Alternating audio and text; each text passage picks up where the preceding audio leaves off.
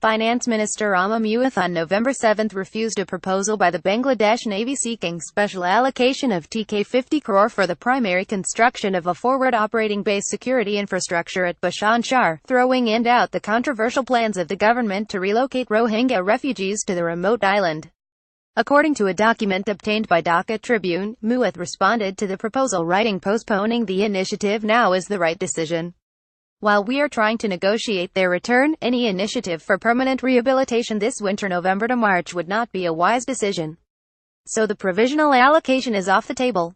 The finance minister's refusal coincides with other developments, including a working draft on the repatriation of Rohingyas between Bangladesh and Myanmar. The decision to relocate Rohingyas to the remote island had also garnered negative attention from the start, including criticism by UN officials and international media. Earlier, the Bangladesh Navy was tasked to develop 13,000 acres of land on Bhashan Char, located in Hatia, Noakhali, to create temporary accommodation for as many as 70,000 Rohingya refugees within the next 2 years. Prime Minister Sheikh Hasina on September 18 said the Rohingya people, who fled the military crackdown in Rakhine, would be shifted to Bhashan Char from Cox's Bazar, where over 607,000 refugees are currently residing. The Prime Minister's office has also taken an initiative to accommodate 100,000 Rohingya people from Taknaf and Ukiah with help of Bangladesh Navy, according to the proposal.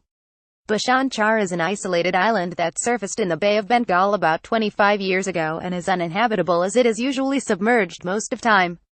The Navy can only work on the construction projects in winter, according to data collected by the Forest Department. It was formerly known as Dhaka Char, but later renamed to Bhashan Char. The Navy has already started work on a helipad and roads, with a 100 meters wide dam and other infrastructure waiting for funding from the Ministry of Finance. The Navy is also slated to construct an island-wide embankment, build shelters, drinking water systems, cyclone shelters, schools, mosques, sewerage lines and electricity lines, another helipad, and dig ponds.